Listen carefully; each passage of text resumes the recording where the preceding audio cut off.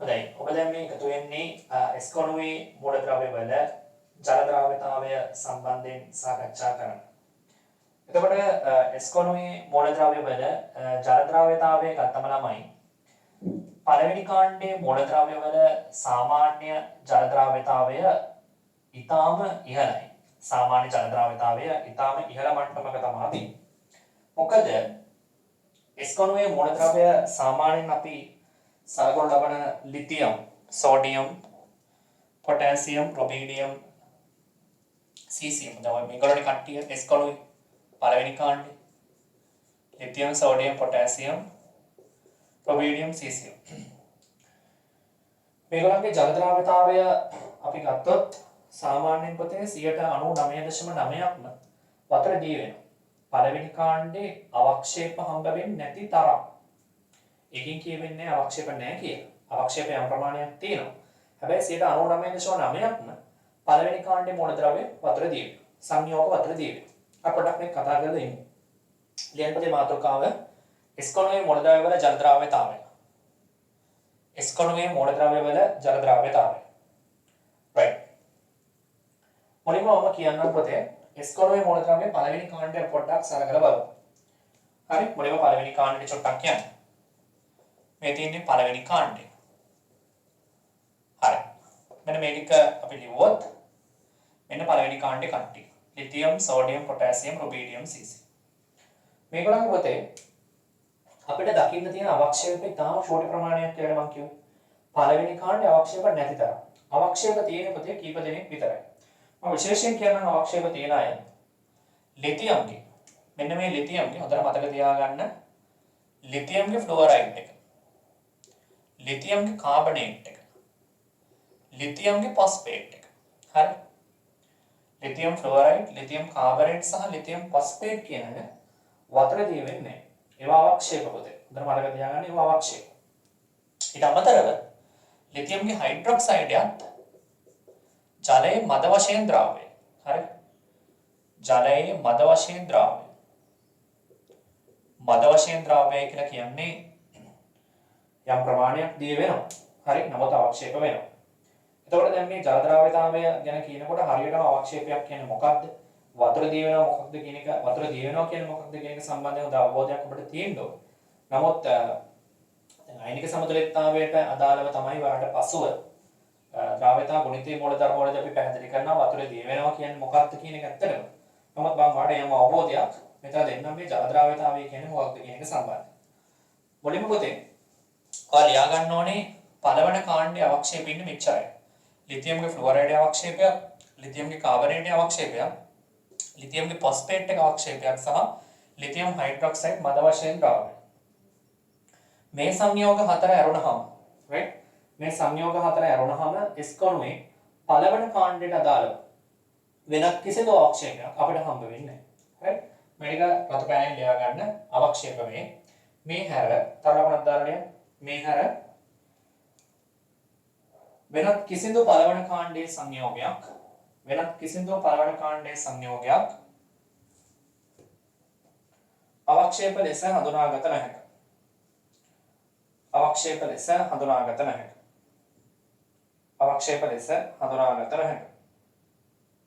හරි right. එකෙන් පස්සේ තව චෝටි වැදගත් කතන්දරයක් තියෙන මෙතන මම කියලා ඉන්නම්. හරි. සාමාන්‍යයෙන් පොතේ කාබනේට සාමාන්‍යයෙන් පොතේ මේක ඊළඟ කරුණ සාමාන්‍යයෙන් කාබනේට පොතේ බයිකාබනේට වලට වඩා බයිකාබනේටයට වඩා ජල ද්‍රාව්‍යතාවය අඩුයි පොතේ. හරි. කාබනේට වල බයිකාබනේට වලට වඩා ජල ද්‍රාව්‍යතාවය සාමාන්‍යයෙන් අඩුයි. මේක මතක තියාගන්න. right. එතන අපි මෙහෙම ලියමු. කාබනේට වල ජල ද්‍රාව්‍යතාවය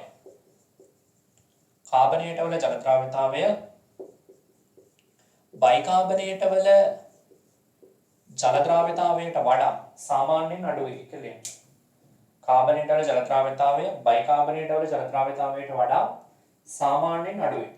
හැබැයි ඒක ලියන්න. හැබැයි පොතේ පොඩි වෙනස් වෙන තැනක් තියෙනවා සෝඩියම්ගේ. සෝඩියම්ගේ කාබනේටේ ජල ද්‍රාව්‍යතාවය වැඩි සෝඩියම් බයිකාබනේටයට වඩා. මෙන්න මේක වඩා මතක තියාගන්න. හරි. සෝඩියම් කාබනේටට සෝඩියම් බයිකාබනේට වල ජල ද්‍රාව්‍යතාවය වැඩි. දැන් මේකෙන් අදහස් වෙන්නේ මේ අවක්ෂේප කියලා. හරි? අවක්ෂේපණ එකක්වත් මේ ඔක්කොම අතර දී වෙනවා. හැබැයි ඔබට මතකයිද මම කිව්වා පළවෙනි කාණ්ඩේ බයිකාබනේට ගත්තොත් මම ගිය සතියේ පැහැදිලි කරා මේ හතර දිනාගෙන් බයිකාබනේට තියෙන ඝන අවශ්‍ය ඝන වශයෙන් තියෙන. ඒවා ඝන වශයෙන් මේ බයිකාබනේට ගන්න පුළුවන්. හරි? ලිතියම්ගේ බයිකාබනේට ඝන වශයෙන් ගන්න බෑ. එයා ගන්න පුළුවන් ජලීය ද්‍රාවණය. අනිකොත් දෙවෙනි කාණ්ඩයේ මූල ද්‍රව්‍ය වලත් බයිකාබනේට ගන්න පුළුවන් ජලීය ද්‍රාවණ අවස්ථාවක් යටතේ කියලා මම පැහැදිලි කරා ගිය සතියේ. එතකොට අමතරව ඒවා කොහොමද තාප වියෝජනය වෙන්නේ කියලා කතා කරා. ප්‍රාථමික තාප වියෝජනය කතා කරන්නේ නැහැ. මට කියන්න අවශ්‍ය වෙන්නේ සෝඩියම්ගේ බයිකාබනේට් කියන්නේ සොලිඩ් එකක්. හරි? එතකොට සෝඩියම්ගේ බයිකාබනේට් වල සෝඩියම්ගේ කාබනේටේ ජල ද්‍රාවකය. මේක විශේෂ තැනක්. මේක පොඩ්ඩක් මතක තියාගන්න බහුවර්ණ වලට. නැත්තම් සමස්තයක් විදියට කාබනේට වල ජල ද්‍රාව්‍යතාවය බයිකාබනේට වල ජල ද්‍රාව්‍යතාවයට වඩා සාමාන්‍යයෙන් අඩුයි. සාමාන්‍යයෙන් අඩුයි. මෙතනදී කාබනේට ජල ද්‍රාව්‍යතාවය බයිකාබනේට ජල ද්‍රාව්‍යතාවයට වඩා වැඩි. ඒක හොඳට මතක තියාගන්න. හරි? රයිට්. ඕකේ. ඒතර ඒක තමයි හරිනම් අපි ඊළඟ කාරණාවට යමු. දැන් මේ කතාව හරිනේ. රයිට්. දැන් හොඳට අහන්න. මේක දැන් ලියාගෙන ඉවරයි කියලා හිතනවා. හරි? රයිට්. දැන් අපි බලමු මේ පළවෙනි කාණ්ඩයේ හේලයිඩ් පළමු කාණ්ඩයේ හේලයිඩ් වල ජල ද්‍රාව්‍යතාවය පැහැදිලි කරන්නේ කොහොමද කියලා. කියන්නේ මෙන්න මෙහෙම මාතෘකාව ඊළඟට පළවන කාණ්ඩයේ හේලයිඩ් වල පළවන කාණ්ඩයේ හේලයිඩ් වල පළවන කාණ්ඩයේ හේලයිඩ් වල ජල ද්‍රාව්‍යතාවය පැහැදිලි කිරීම. පළවන කාණ්ඩයේ හේලයිඩ් වල ජල ද්‍රාව්‍යතාවය පැහැදිලි කිරීම. පොතේ පළවෙනි කාණ්ඩයේ හේලයිඩ් වල ජල ද්‍රාව්‍යතාවය අපි ගත්තොත් මෙන්න මෙහෙමයි පැහැදිලි කරන්නේ. දැන් උදාහරණයක් විදිහට ලිතියම් ගමු. හරි? ලිතියම්ගේ හේලයිඩ් කියන්නේ මොනවද පොතේ? 17 වෙනි කාණ්ඩේ ෆ්ලුවරින්, ක්ලෝරින්, බ්‍රෝමින්, අයඩින්. ඕනේ හේලයිඩ්. රයිට්. ඒතර පළවෙනි එක ලිතියම් ෆ්ලුවරයිඩ්. ඊට LiCl, LiBr, LiI. හරි? රයිට්. ඒතර පළවෙනි කාණ්ඩේ හේලයිඩ් කියන්නේ මෙන්න මේවා.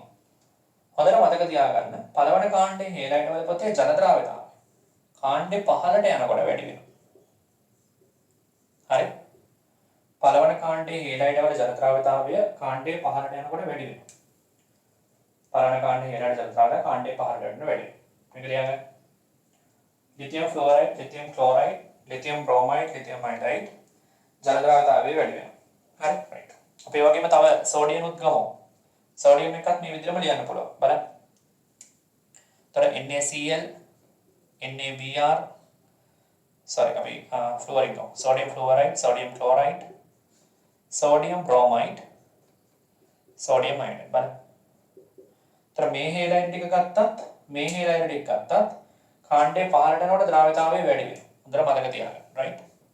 තර මේ අතර ගත්තත් කාණ්ඩේ පහළට ද්‍රාව්‍යතාවය වැඩි වෙනවා. ජල ද්‍රාව්‍යතාවය. ජල ද්‍රාව්‍යතාවය වැඩි වෙනවා. මේගොල්ලන්ගෙත් වැඩි වෙනවා. හරි? හරි. හොඳට මතක තියාගන්න ඕනේ ඒක. හරි? right. හැබැයි දැන් මේ වගේ මේ හැමෝටම ලියන්න පුළුවන්. දැන් cesium ගන්න. මෙතනත් අපිට දන්නවා ජල ද්‍රාව්‍යතාවය වැඩි වෙයි. හරි? මේක ජල ද්‍රාව්‍යතාවය වැඩි වෙයි. cesium ගත්තොත් cesium අපි ගමු cesium fluoride, cesium chloride, cesium bromide, cesium iodide ගත්තොත් කාණ්ඩේ පහළට ළමයි ජල ද්‍රාව්‍යතාවය කාණ්ඩේ පහළට ජල ද්‍රාව්‍යතාවය අඩු වෙනවා.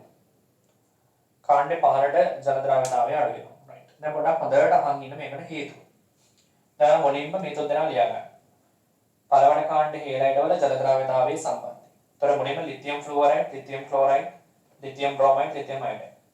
පහළට දිය වෙනවා වැඩි. පහළට දිය වෙනවා වැඩි. පහළට දිය වෙනවා අඩුයි. ඒකට හේතුව මේක.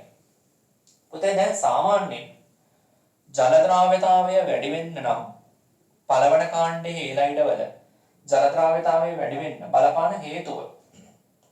මේ කඩපාඩම් කරන්න එපා හේතුත් එක්ක ඉගෙන ගන්න. හේතුව තමයි කැටායනිකාරය සහ ඇනායනිකාරය අතර පවතින පරතරය. හොඳට මතක තියාගන්න කැටායනිකාරයයි ඇනායනිකාරයයි අතර පරතරය වැඩි නම් කැටායනිකාරයයි ඇනායනිකාරය අතර පරතරය වැඩි නම් වැඩි වෙන්න වතුරේ හොඳට දිය වෙනවා. ආයි කියනවා. කැටායනිකාරය සහ ඇනායනිකාරය කියන දෙන්නගේ අරයන් දෙකේ වෙනස වැඩි වෙන්න කැටායනිකාරය ඇනායනිකාරය පරතරය වැඩි වෙන්න හොඳට වතුරේ දී වෙනවා. හරි. එතකොට දැන් මේක බැලුවොත් දැන් මේක බලන්න ලිතියම් වෙනස් වෙන්නේ නැහැ. ලිතියම් වෙනස් වෙන්නේ නැහැ. તો ලිතියම් කියන්නේ හයිඩ්‍රජන් හීලියම් ඉඳන් තුන් දෙනෙක්. තුන්වෙනි එක කෙනා. තර 1s2 2s1. තර එයාගේ ඉන්නේ පොතේ ලිතියම් ගත්තොත් ඉන්නේ ශක්ති මට්ටම් දෙකයි. හරිනේ. දෙවෙනි ශක්ති මට්ටමේ තමයි ලිතියම් ඉලෙක්ට්‍රෝන එක. ෆ්ලෝරින් ගත්තාම මොකද වෙන්නේ? ෆ්ලෝරින් කියන්නේ දෙවෙනි ආවර්තය. තර ෆ්ලෝරින් වල ඉන්නේ ශක්ති මට්ටම් කීයද? 1s2 2s2 P5 නේ. හරි. එතකොට ශක්ති මට්ටම් දෙකයි. තර ශක්ති මට්ටම් දෙකයි. ක්ලෝරින් ගත්තාම එයා තුන්වෙනි ආවර්තය. එතකොට 1s2 2s2 2p6 හරි. පිනියෝන්ගේ වින්‍යාසය ගමු. ඊළඟට 3s2 3p5. ඒ කියන්නේ තුන්වෙනි ශක්ති මට්ටම. එතකොට ශක්ති මට්ටම් තුනක් තියෙනවා. බ්‍රෝමීන් ට අධි හතරක් තියෙනවා. අයඩීන් යනකොට තව පහක් තියෙනවා. එතකොට තේරෙනවා කාණ්ඩේ පහළට යනකොට ලිතියම්ට දෙන ශක්ති මට්ටම් දෙකයි. ලිතියම් ෆ්ලෝරයිඩ් ළඟ ඉන්නේ. ඇයි? කැටායනික අරයයි ඇනායනික අරයයි අතර ලොකු වෙනසක් නැහැ. මෙයාගේ ශක්ති මට්ටම් දෙකයි මෙයාගේ ශක්ති මට්ටම් දෙකයි. හරි. හැබැයි ලිතියම් එහෙම්මම ඉඳලා ක්ලෝරින් වලට යනකොට ක්ලෝරින් වලදී වාට පේනවා ශක්ති මට්ටම් 3යි. දැන් චුට්ටක් ඈතට ගිහිල්ලා. නේ? මෙයාගේ ශක්ති මට්ටම් 3යි මෙයාගේ ශක්ති මට්ටම් 1යි. අන්ත ටිකක් ඈතට ගිහිල්ලා. දැන් බ්‍රෝමීන් වලට ගියා. ශක්ති මට්ටම් අතර පරතරය තව වැඩි. 4ක් ගිහිල්ලා. ශක්ති මට්ටම් 4. මෙයාගේ ශක්ති මට්ටම් 2යි තියෙන්නේ. ඒතර තව ඈත්. තව ඈත්. ඒතර අයඩින් වලට ගියා. අයඩින් වලට තව ශක්ති මට්ටමක්. ඒතර මෙයාගේ ශක්ති මට්ටම් තාම තියෙන්නේ කී 2යි. ඒතර දෙවෙනි ශක්ති මට්ටමයි පස්වෙනි හෝ හයවෙනි ශක්ති මට්ටම අතර පරතරය වැඩි. ඒ කියන්නේ පොතේ පහළට යනකොට මොකද වෙන්නේ? කැටායනිකාරය වෙනස් වෙන්නේ නැහැ. හැබැයි කැටායනිකාරයත් එක්ක තියෙන ඇනායනිකාරය අතර පරතරය කාණ්ඩේ පහළට යනකොට වැඩි වෙනවා. හොඳට මතක තියාගන්න කැටායනිකාරයත් එක්ක තියෙන ඇනායනිකාරය වැඩි වෙන්න වතුර දියුණු ප්‍රමාණය වැඩි. හරි. දැන් මේකට යන්න. සෝඩියම් ක්ලෝරයිඩ් බලන්න. සෝඩියම් වල ශක්ති මට්ටම් තියෙන්නේ 3යි. ෆ්ලෝරින් වල 2යි. ඒතර 3යි 2යි ළඟ පරතර දෙකක් තියෙනවා. දැන් ක්ලෝරින් වලට එනකොට ආයෙ 3. දැන් එතකොට ශක්ති මට්ටම් 3යි වෙනවා. හරි. දැන් ආයෙ බ්‍රෝමින්ට එනකොට ශක්ති මට්ටම් දැන් ආයෙ පරතරය වැඩි වෙනවා. ඇයි? ශක්ති මට්ටම් 4ක් තියෙනවා. මෙයා ශක්ති මට්ටම් 3යි Na+ වුණාම ශක්ති මට්ටම් 2යි. දැන් මෙතනත් පොතේ මෙතනත් 1s2 2s1 කියන්නේ ලිතියම් වලනේ. අපිට ඕනේ ලිතියම් ප්ලස් නේ. ඒතර ප්ලස් වුණාම ශක්ති මට්ටම් 1යි තියෙන්නේ හොඳේ. ඉලෙක්ට්‍රෝනේ අයින් කරලා. ඒතර F- වුණාම 2p6 එනවා ඇත්තට. ඒතර ශක්ති මට්ටම ගාන වෙනස් වෙන්නේ නැහැ. 1යි 2යි. ඒතර මෙතන ගත්තොත් 1යි 3යි මේ වගේ. මෙතන ගන්න Na+ එදෝම ශක්ති මට්ටම් කීයද? 2යි. මෙයාගේ ශක්ති මට්ටම් 2යි. ඇයි? සෝඩියම් වලින් 1s2 2s2 2p6 3s1. 3s1 කියන්නේ ශක්ති මට්ටම් 3යි. තුන්වෙනි ශක්ති මට්ටමේ ඉලෙක්ට්‍රෝනේ අයින් කරනවා. තුන්වෙනි ශක්ති මට්ටමේ ඉලෙක්ට්‍රෝන අයින් කරාම Na+ හදනවා. එතකොට පොතේ ශක්ති මට්ටම් තියෙන්නේ කීයද? 2යි. ඒතර මෙතන ෆ්ලුවරින් වලත් 2යි. F- කියන්නේ 1s2 2s2 2p6. ඒතර ඒ ශක්ති මට්ටම් 2යි. මෙයාගේ ශක්ති මට්ටම් 2යි. පරතර සමානයි. ක්ලෝරින් වලට යනකොට ශක්ති මට්ටම් 2යි. ක්ලෝරින් Cl- වෙනවා. ශක්ති මට්ටම් 3ක් වෙනවා. ඔන්න එකපාරක් පරතරය වැඩි වුණා. බ්‍රෝමින්ට යනකොට Na+ ගේ ශක්ති මට්ටම් 2යි. බ්‍රෝමින් Br- වෙනවා. හරි? તો ශක්ති මට්ටම් 4ක් වෙනවා. I- 5ක් වෙනවා. යන්න ඈත් වෙනවා. මෙතන තියෙන පරතරයට වඩා මෙතන පරතරය වැඩි. ඊට වඩා මෙතන පරතරය වැඩි. ඊට වඩා මෙතන පරතරය වැඩි. එහෙමනම් ජල ද්‍රව්‍යතාවය මොකද වෙන්නේ? වැඩි වෙනවා. ඊළඟ අනුපතේ අන්තිමට මේක බලන්න. එයි දැන් මෙයාගේ පරතරය අඩු වෙනවා. හොඳට හිතන්න. දැන් cesium කියන්නේ පළවෙනි කාණ්ඩේ 15 වෙනි එක. හොඳට බලන්න. cesium කියන්නේ පළවෙනි කාණ්ඩේ 15 වෙනි එක නේ පුතේ. cesium කියන්නේ පළවෙනි කාණ්ඩේ 15 වෙනි එක. ඒතර ෆ්ලෝරින් කියන්නේ උඩම ඉන්නේ එක. ෆ්ලෝරින් කියන්නේ 17 වෙනි කාණ්ඩේ උඩම ඉන්නේ එක නේ. 17 වෙනි කාණ්ඩේ උඩමනේ ෆ්ලෝරින් ඉන්නේ. කොහොම නෙමෙයි. මෙයා යටම මෙයා උඩම. ඒතර එතන තමයි පරතරය වැඩි වෙන්නේ. නේ cesium කියන එක නා 15 වෙනි. එයාලා ශක්ති මට්ටම් බරපතල ගාණක් තියෙනවා. 5ක් 6ක් තියෙනවා. F- ගම ශක්ති මට්ටම් තියෙන 2යි. ඒතර එතන තමයි පරතරය වැඩි වෙන්නේ. ඒතර මෙයාගේ තමයි පරතරය වැඩි වෙන්නේ. cesium ක්ලෝරයිඩ් එනකොට මොකද වෙන්නේ? ශක්ති මට්ටම් ගන්න වැඩි වෙනවා. එතකොට මෙයාගේ දැන් CCM වල ශක්ති මට්ටම් ගොඩක් තියෙනවා. මෙයාගේ ශක්ති මට්ටම් 2යි. මෙයාගේ 3ක් 4 5. ඒ කියන්නේ එන්න ලං වෙනවා CCM වල තියෙන ශක්ති මට්ටම් ගන්නට. එන්න ලං වෙනවා CCM වල තියෙන ශක්ති මට්ටම් ගන්න ලං වෙනවා. ඒ කියන්නේ පොතේ CCM වලයි ෆ්ලෝවරින් වලයි තමයි උපරිම ශක්ති මට්ටම් ગેප් එක තියෙන්නේ. එතකොට කැටායනික අරය සහ ඇනායනික අරය අතර පරතරය පල්ලයට යනකොට මෙතන වැඩි වෙන්නේ මෙතන වෙන්නේ අඩු වෙන එක. දැන් CCM යි ෆ්ලෝරින් යි අතර විශාලම ગેප් එක තියෙනවා. CCM යි ක්ලෝරින් යි අතර තියෙන ગેප් එක ඊට වඩා අඩුයි. CCM යි බ්‍රෝමින් අතර තියෙන ગેප් එක තවත් අඩුයි. CCM අයඩයිඩ් අතර තියෙන ગેප් එක තවත් අඩුයි. ඔය CCM අයඩයිඩ් දෙන්නම එකම ගන්නට වගේ එනවා. කැටායනික අරය සහ ඇනායනික අරය අතර පරතරය මේකදී උඩ ඉඳන් පහළට එනකොට අඩු වෙනවා. පරතර අඩු වෙනවා කියන්නේ ජල ද්‍රාව්‍යතාවය අඩු වෙනවා. මෙතනදී පරතරය වැඩි වෙනවා ජල ද්‍රාව්‍යතාවය වැඩි වෙනවා. පරතරය වැඩි වෙනවා ජල ද්‍රාව්‍යතාවය වැඩි වෙනවා. හරි ලියා ගන්න මෙන්න මේ තුන ලියලා ඉවර නම් තරලක් නැත්නම් මේ මොලියන්. කැටායනික අරය සහ ඇනායනික අරය අතර කැටායනික අරය සහ ඇනායනික අරය අතර කැටායනික අරය සහ ඇනායනික අරය අතර වෙනස වැඩි වන තරමට කැටායනික අරය සහ ඇනායනික අරය අතර වෙනස වැඩි වන තරමට ජල ද්‍රාව්‍යතාවය ඉහළයයි. ජල ද්‍රාව්‍යතාවය ඉහළයයි. හරි? රයිට්. හරි. මේ වලින් පළවෙනි තරලක් දාලා ලියන්න.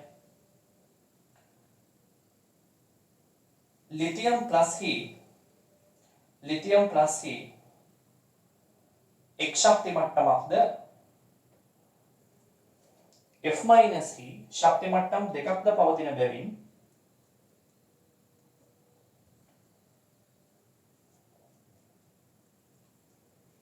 කැටායනික අරය සහ ඇනායනික අරය අතර පරතරය ඉතා කුඩා වේ. කැටායනික අරය සහ ඇනායනික අරය අතර පරතරය ඉතා කුඩා වේ. කැටායනික අරය සහ ඇනායනික අරය අතර පරතරය ඉතා කුඩා වේ. නමුත් කාණ්ඩය පහළට යන විට ඇනායනික අරය විශාල වන බැවින් කාණ්ඩය පහළට යන විට ඇනායනික අරය විශාල වන බැවින් සහ කැටායනික අරය වෙනස් නොවූ බැවින්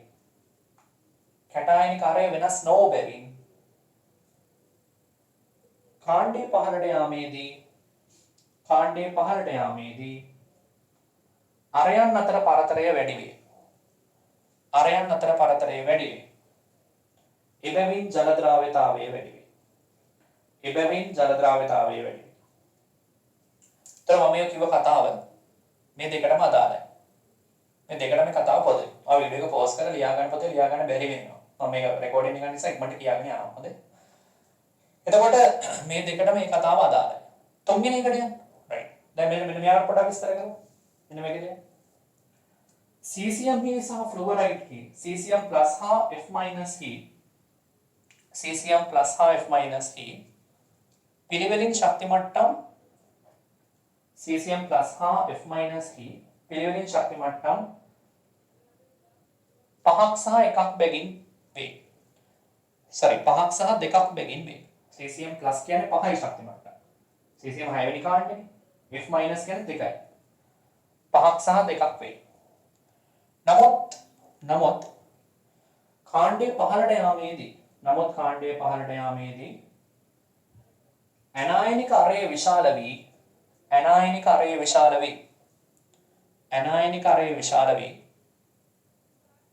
CCM plus හි කැටායනික අරයට ආසන්නව සමාන වේ. එවිට කැටායනික සහ ඇනායනික අරය අතර පරතරය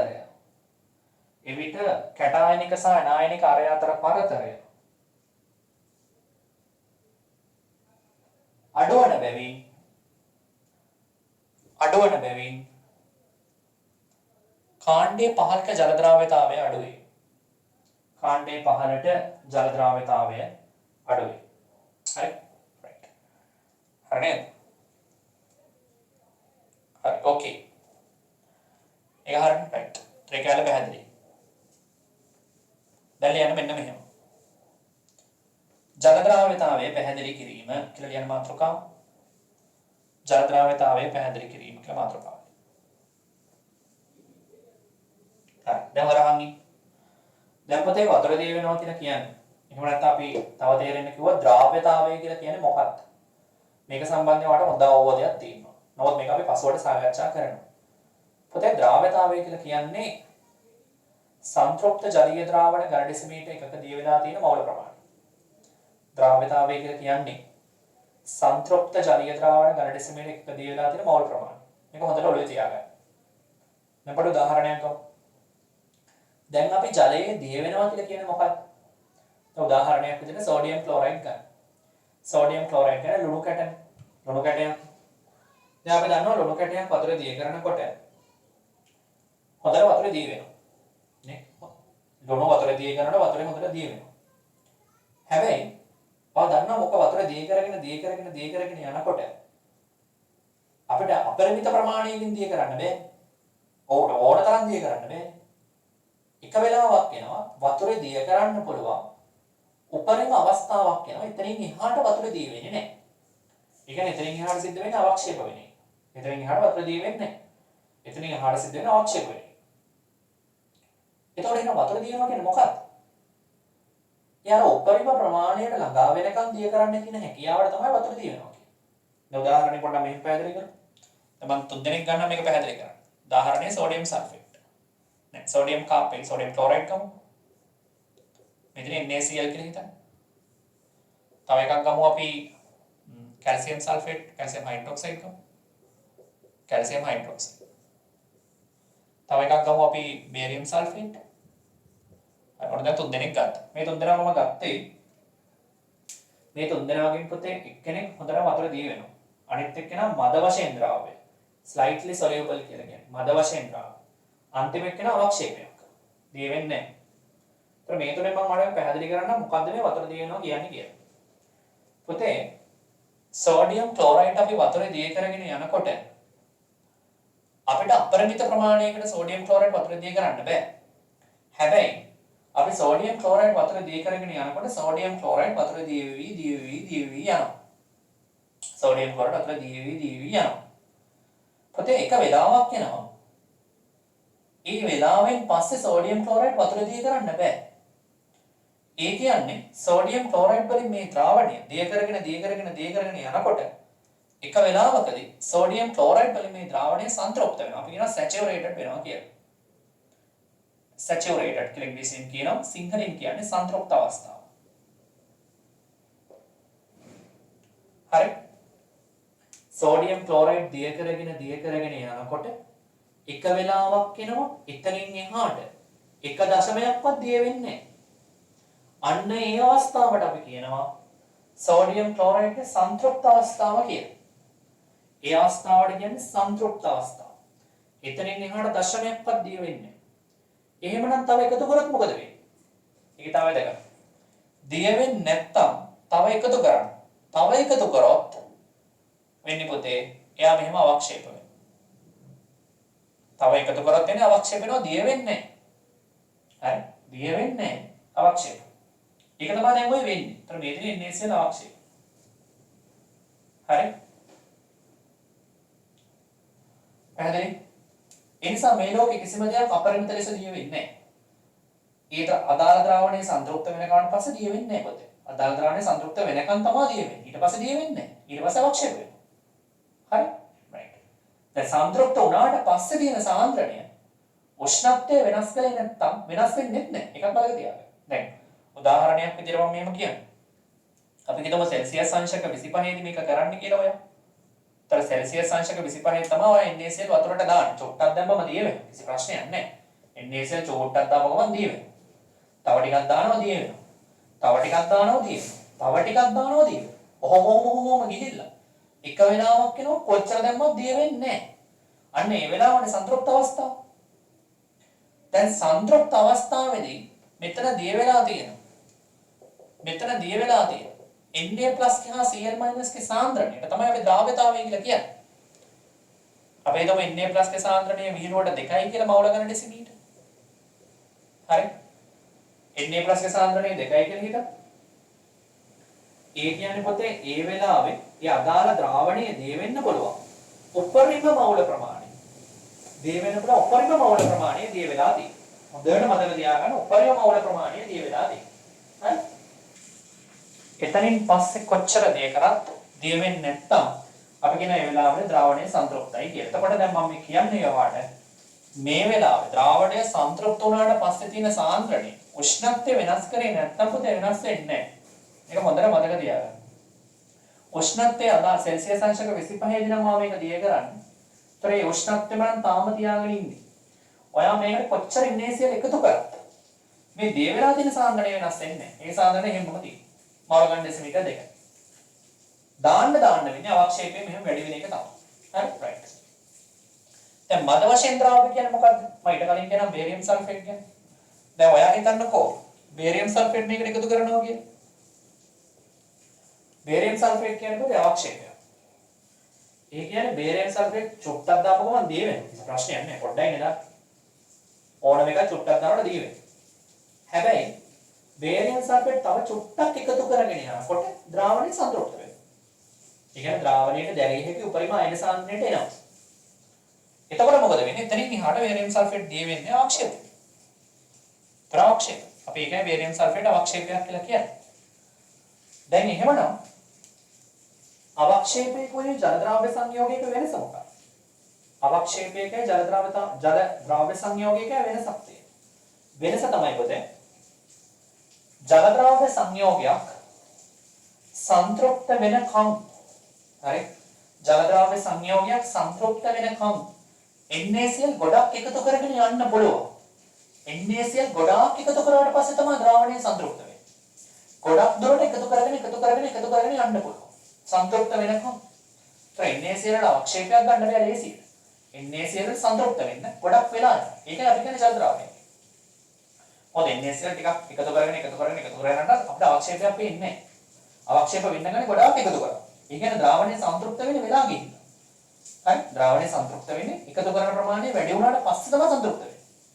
අවක්ෂේප ඉන්නේ ගොඩාක් වෙලාවක් යනවා නම්, ඒ කියන්නේ සන්තෘප්ත වෙන්න ගොඩාක් දිය කරන්න පුළුවන්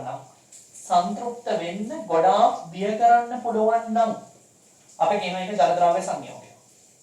බේරියම් සල්ෆේට් කියන්නේ එහෙම කෙනෙක් නෙමෙයි. එකතු කරගෙන යනකොටම අවක්ෂේප වෙනවා.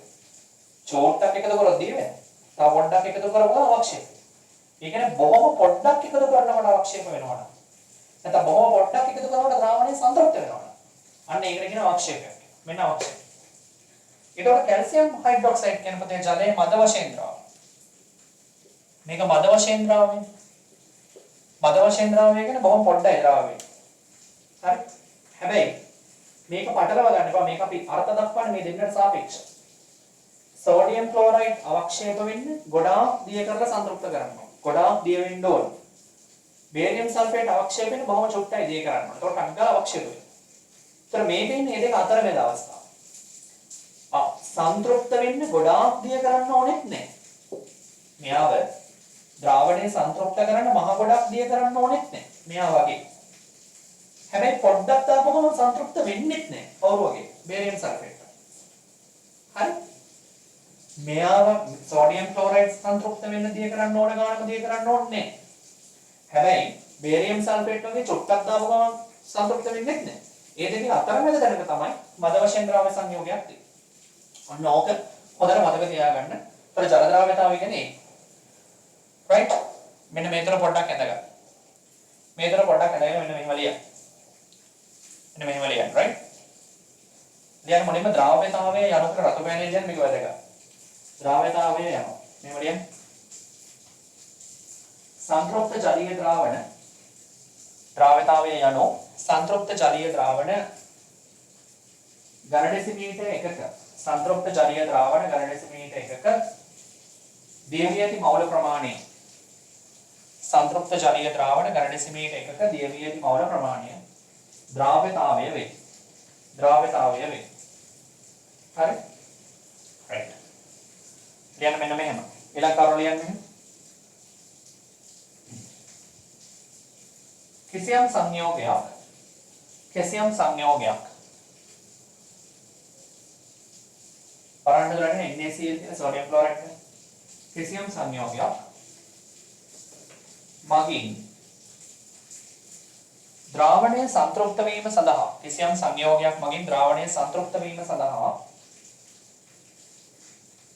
විශාල ප්‍රමාණයක් එකතු කර හැකි නම් සංතෘප්ත වීම සඳහා විශාල ප්‍රමාණයක් එකතු කළ හැකි නම්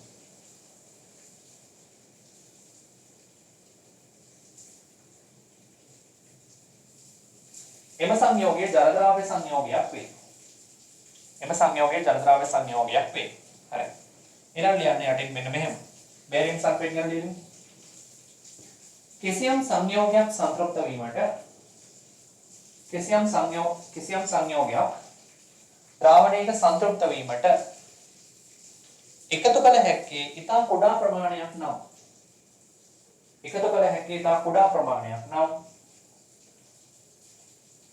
එම සංයෝගයේ ජල අද්‍රාව්‍ය සංයෝගයක් ලෙස හඳුනා ගනී. එම සංයෝගයේ ජල අද්‍රාව්‍ය සංයෝගයක් ලෙස හඳුනා ගනී. එහෙම නැත්නම් අවක්ෂේපයක්. හොඳයි. right. ඊළඟ යන්නේ කිසියම් සංයෝගයක් සංතෘප්ත වීමට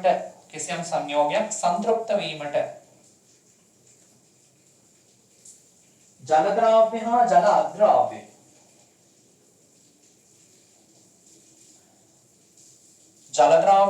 අද්‍රාව්‍ය යන ඒවාට සාපේක්ෂව අතරමැදි කාලයක්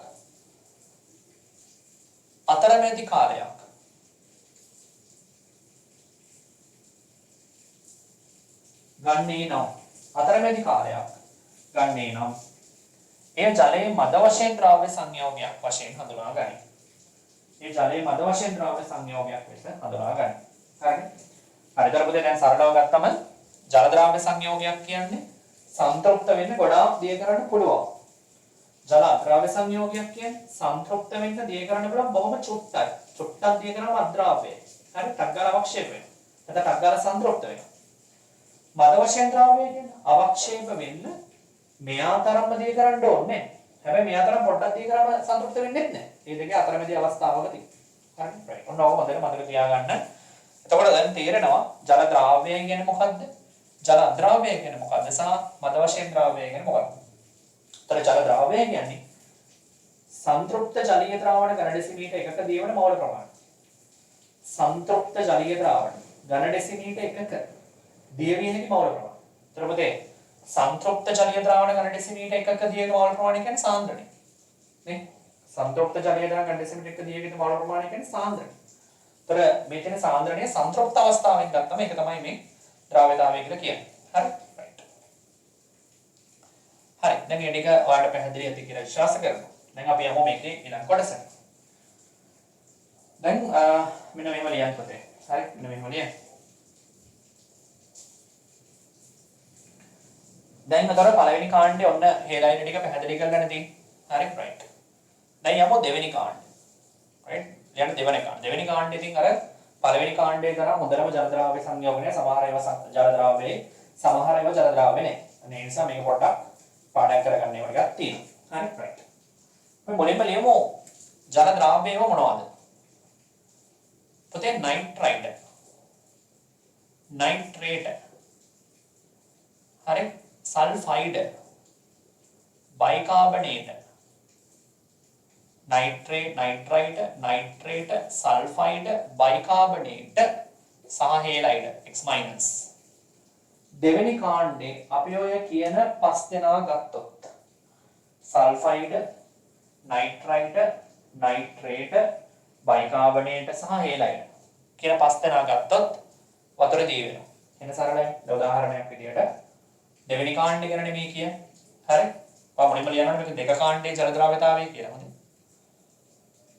මේ කතා කරන්නේ දෙක කාණ්ඩේ. දැන් දෙක කාණ්ඩේට කවුද අයිති වෙන්නේ? බෙරිලියම්, මැග්නීසියම්, කැල්සියම්, ස්ට්‍රොන්ටියම්, බේරියම් කියලා තමයි මේ කතා කරන්නේ. ඒතර මේ පස් දෙනාගේ නයිට්‍රයිඩ් ගත්තොත් කැල්සියම් නයිට්‍රේට් හරි කැල්සියම් නයිට්‍රයිඩ් හරි කැල්සියම් වල සල්ෆයිඩ් හරි මැග්නීසියම්ගේ සල්ෆයිඩ් හරි බේරියම්ගේ බයිකාබනේට් හරි ස්ට්‍රොන්ටියම්ගේ බයිකාබනේට් හරි බේරියම් ක්ලෝරයිඩ් හරි බෙරිලියම් ක්ලෝරයිඩ් හරි පැහැදිලිද? තර මේ අය ගත්තොත් මෙන්න මේගොල්ලෝ හැම එකක්ම දෙවෙනි කාණ්ඩේ ජල ද්‍රාවකය වතුරේ දී වෙනවා. එකපාර පාඩම් කරගන්න. මේ පස් දෙනාම දෙවෙනි කාණ්ඩේ වතුරේ දී වෙනවා. මේ පස් දෙනාගේ ඕනම මේ සංයෝගයක් ගත්තොත් වතුරේ දී වෙනවා. වතුරේ දී වෙනවා කියන්නේ මොකක්ද? ජල ද්‍රාවකය කියන්නේ මොකක්ද දන්නව? සංතෘප්ත ජලීය ද්‍රාවණ ඝන ඩෙසිමීටරයක දිවේහක මවුල ප්‍රමාණය ඉතා වැඩි. සංතෘප්ත වෙන්නේ ගොඩාක් දී කරන්න පුළුවන්. ඒක ජල ද්‍රාවකය කියන්නේ. හරි. මෙන්න මේවා ලියන්න. දෙක කාණ්ඩයට අදාළව ලියන්න පුතේ. නයිට්‍රයිඩ්, නයිට්‍රේට්, සල්ෆයිඩ්, බයිකාබනේට සහ හේලයිඩ් යන සියලුම දෙනා දෙක කාණ්ඩයට අදාළව ජල ද්‍රාව්‍ය වේ. දෙක කාණ්ඩයට අදාළව ජල ද්‍රාව්‍ය වේ. දෙක කාණ්ඩයට අදාළව ජල ද්‍රාව්‍ය වේ.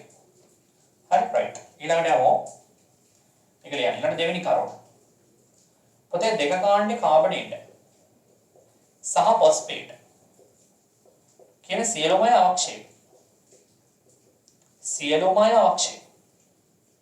දෙක කාණ්ඩේ කාබනේට ෆොස්ෆේට ගත්තොත් එහෙම සියලුමය අවක්ෂේප. ඒ කියන්නේ කැල්සියම්ගේ කාබනේට අවක්ෂේප. කැල්සියම්ගේ ෆොස්ෆේට් එක අවක්ෂේප. බේරියම්ගේ කාබනේට් එක අවක්ෂේප. ෆොස්ෆේට් එක අවක්ෂේප. හැබැයි බෙරිලියම් කාබනේට් හැර මේ බෙරිලියම් කාබනේට් පුළුවන් ජල විච්ඡේදනය වෙන්න. බෙරිලියම්ගේ කාබනේට් ජල විච්ඡේදනය වෙනවා. ජල විච්ඡේදනය වෙනවා කියන්නේ වතුරේ දී වෙනවා. හරි ජල විච්ඡේදනය වතුරේ දී වෙනවා. මේකෙදි මතක තියාගන්න පොඩි වෙනසකට තියෙන බෙරිලියම් කාබනේට්. BeCO3 කියන උභයගුණී මූලද්‍රව්‍යයක් පොඩි වෙනස්කම් තියෙනවා. යාගේ සමහර වෙලාවට මේ පැහැදිලි කරමු ඉස්සරහට. ତර දෙවෙනි කාණ්ඩේ කාබනේට ෆොස්ෆේට් ඔක්කොම අවක්ෂේප. කවුරු හැරද?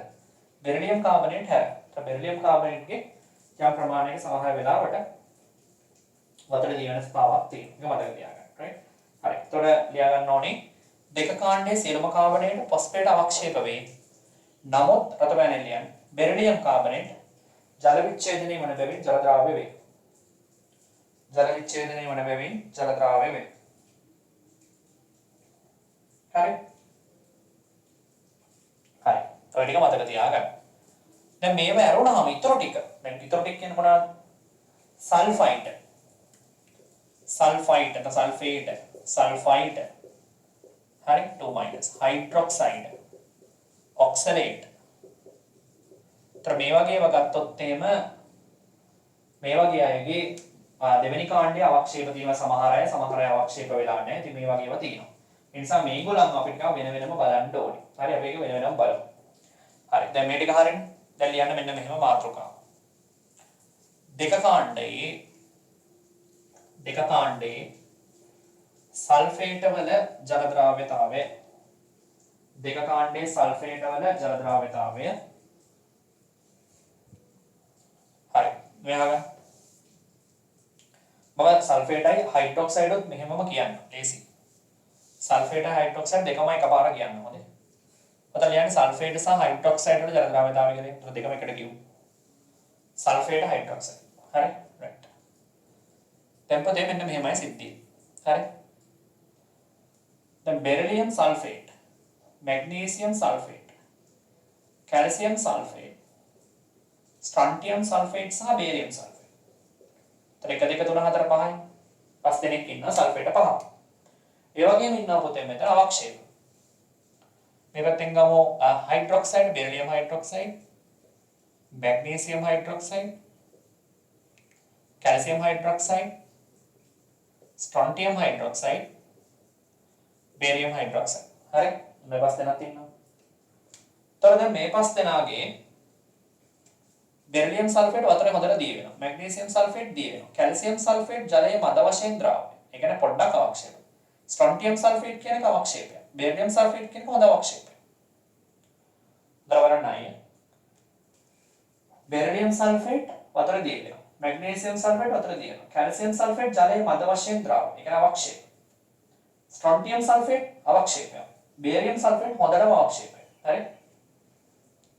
මේ පැත්තට ගියොත් beryllium hydroxide හොඳ අවක්ෂේපය. Magnesium hydroxide හොඳ අවක්ෂේපය. Calcium hydroxide ජලයේ මද වශයෙන් ද්‍රාවය. ස්ට්‍රොන්ටියම් හයිඩ්‍රොක්සයිඩ් සහ බේරියම් හයිඩ්‍රොක්සයිඩ් හොඳට වතුර දී වෙනවා. පැහැදිලි? දැන් එතකොට පේනවා දෙක කාණ්ඩයේ සල්ෆේට් වල ජල ද්‍රාව්‍යතාවය සහ හයිඩ්‍රොක්සයිඩ් වල ජල ද්‍රාව්‍යතාවය ගත්තොත් දෙපැත්තට යනවා. හරි. සල්ෆේට් වල ජල ද්‍රාව්‍යතාවය මේ අතර ගමු. ජල ද්‍රාව්‍යතාවය මේ අතර ගත්තොත් මොකද වෙන්නේ? අඩු වෙනවා. පහළට යනකොට අවක්ෂේපණය. හරි. ඒතර මේ පැත්තට මෙයාගේ ගත්තොත් එහෙම මේගොල්ලන්ගේ පල්ලෙහාට යනකොට ජල ද්‍රාව්‍යතාවය පොතේ වැඩි වෙනවා. ජල ද්‍රාව්‍යතාවය වැඩි වෙනවා. හරිනේ. right. දැන් මම ඔයාලට කියලා දෙනවා ඇයි මෙහෙම වෙන්නේ කියලා. right. මුලින් මේ දෙක ලියා ගන්න. හරි. දැන් වතර දිනනවා කියන්නේ මෙන්න මෙහෙමයි. දැන් පොතේ මම ඔයාලට ශක්ති විද්‍යාවට අදාළව අවසන් වීඩියෝ එකේදී කියලා දුන්නා මේ මම ඒක මුලින් කිව්වෙත් ඒකයි. හේස් නියමය කියන්නේ මොකක්ද කියලා උගන්වලා සම්බත සජරණ එන්තල්පිය සම්බත සජරණ එන්තල්පිය සම්බත ද්‍රාවණ එන්තල්පිය සහ සම්බත දැලිස් එන්තල්පිය බල අර්ථ දැක්වීම මොනවද කොහොමද සංයෝගයක් සජරණය වෙනවා කියන මොකක්ද කියන එක ගැන පැහැදිලි කිරීමක් කරා. හරි? right. දැන් මෙන්න මේ හිතමු. දැන් පොතේ දැන් මේ හැම එකක්ම දැලිසක්. මේ හැම එකක්ම හැදලා තියෙන දැලිසකින් මම කියන්නේ මේ ජල ද්‍රාව්‍යතාවය වැඩි වෙන්න හරි අඩු වෙන්න හරි හේතුව. දැන් මොකක් හරි එකක් වතුර දිය වෙනවා කියන්නේ මොකක්ද? වතුර දිය වෙනවා කියන්නේ මෙන්න මෙහෙම සිද්ධියක්. දැන් උදාහරණයක් විදිහට සෝඩියම් ක්ලෝරයිඩ් ගමුකෝ. දැන් මේ දිනේ සෝඩියම් ක්ලෝරයිඩ් කියලා හිතන්න. මෙන්න සෝඩියම් ක්ලෝරයිඩ් මෙහෙම කැටයක් තියෙනවා. NaCl ලුණු කැටයක්. හරි. ඒතර මේක ඇත්තටම පොතේ දැලිසක්. මේක ඇත්තටම දැලිසක්. දැලිසකින් හැදලා තියෙන්නේ. සෝඩියම් Cl අයන දැලිසකින් තමයි හැදලා තියෙන්නේ. හරි. එතකොට අන්න එකවට කිව්වොත් මෙතන දැන් Na+ කැටායනේ තියෙනවා නේ. දැන් මේක ගමු. මෙතන Cl- ඒ වගේ ගමුකෝ. පොඩි උදාහරණයකට. මේ හරියටම තියෙන විදිය නෙමෙයි මේ. හොඳේ. නිකන් ආසන්න වශයෙන් මම මේ අදහසක් ගන්න කියන මේ වගේ තියෙනවා. මේ වගේ ස්පටික ගණනාවක් එකතු වෙලා තමයි තියෙන්නේ. ඒතර මේක වතුරට දැම්මම දිය වෙන්න නම් මොකද්ද වෙන්න ඕනේ? මේ දැලිස කැඩෙන්න ඕනේ පොතේ. නේ? මෙයා වතුරට දැම්මම දිය වෙන්න නම් මේ දැලිස කැඩෙන්නේ නැහැ. එතකොට දැලිස කැඩෙන්න නම් නැත්නම් දැලිස මිදින්න නම් අපි ශක්තිය දෙන්න ඕනේ. දැලිස මිදින්න අපි ශක්තිය දෙන්න ඕනේ. ශක්තිය දෙන්නේ තාපයේ විදිහට. තාප ශක්තිය දෙන්නේ නැහැ. පොතේ මේක වතුර දිය කරාට පස්සේ මොකද වෙන්නේ? දැන් මේක තියෙන ජල අණු. මේ තියෙන ජල අණු. මේ ජල අණු තියෙනවා. හරි? මෙන්න මෙහෙම ජල අණු තියෙනවා.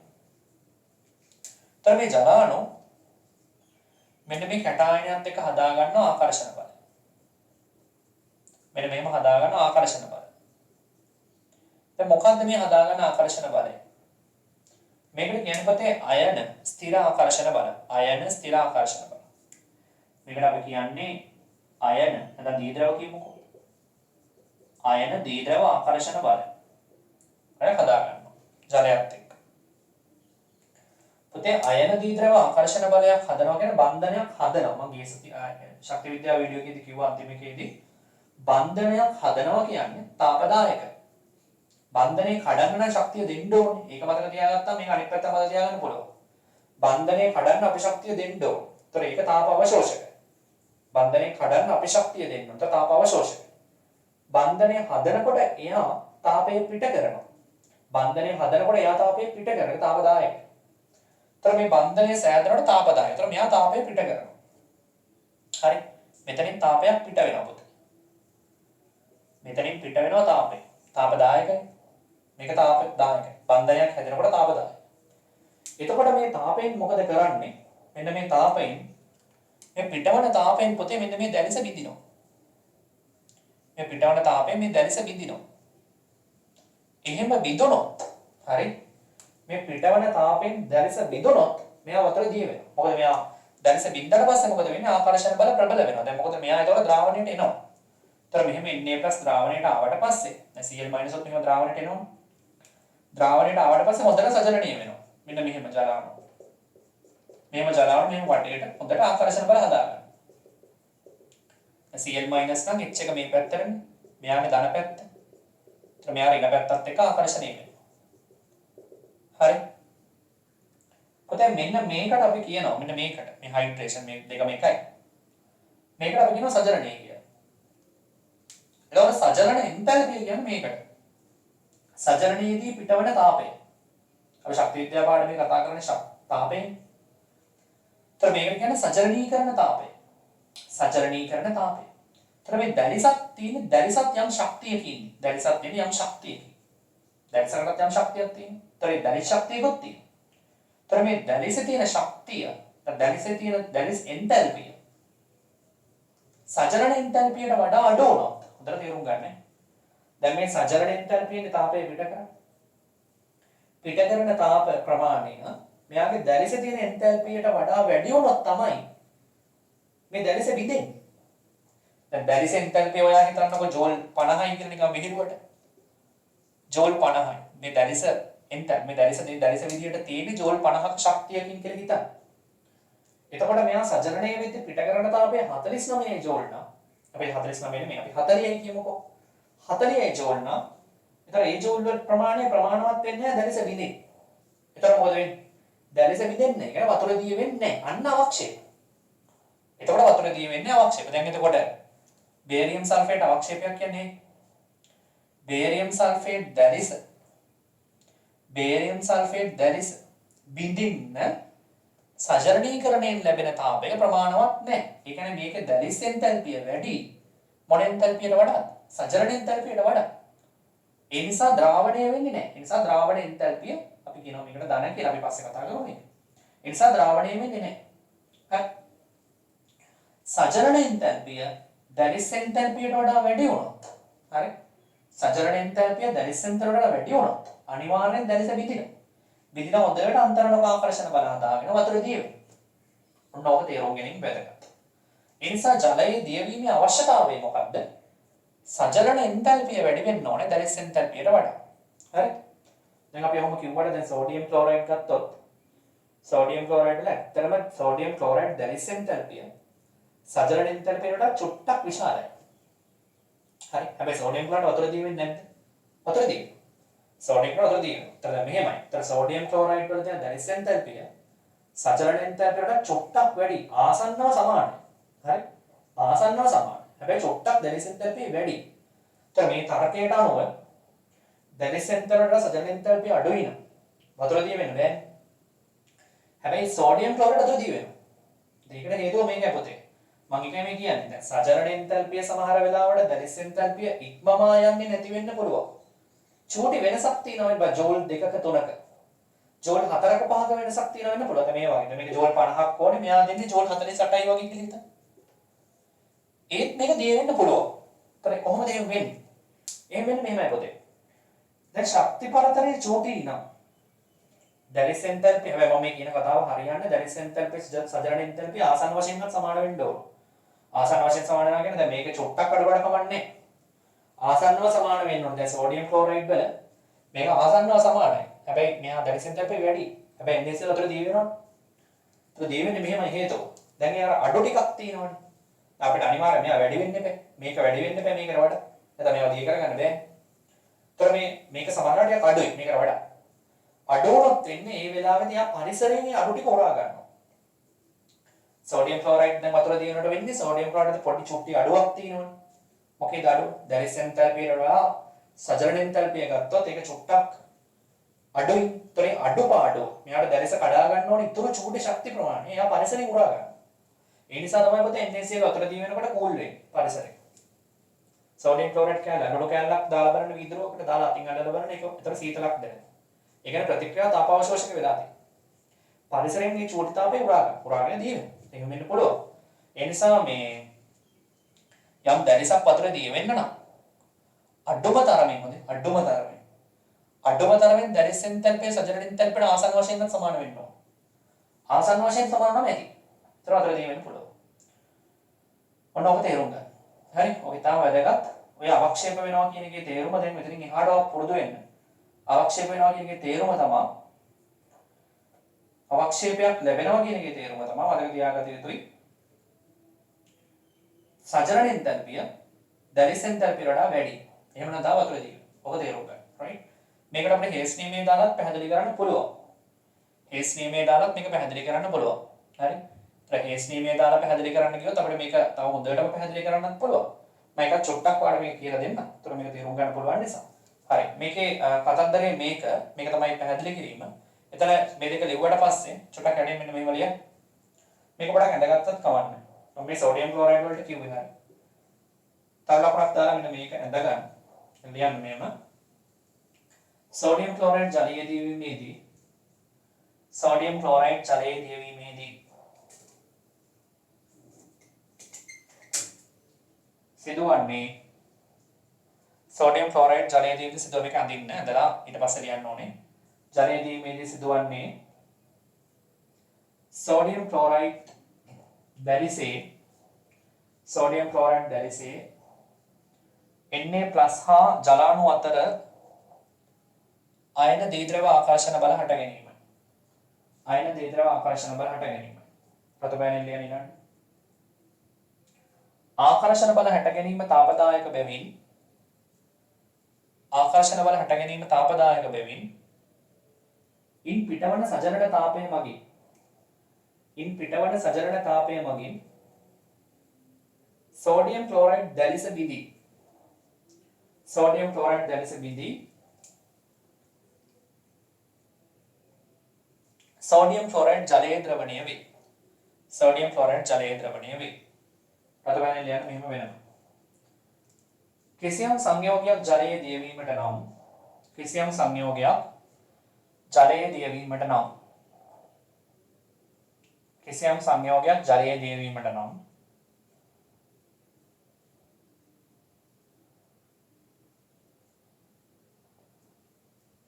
අදාළ සංයෝගයේ දැලිස් එන්තැල්පියට වඩා අදාළ සංයෝගයේ දැලිස් එන්තැල්පියට වඩා සජනන එන්තැල්පිය විශාල වේ යුතුය. දැලිස් එන්තැල්පියට වඩා සජනන එන්තැල්පිය විශාල වේ යුතුය.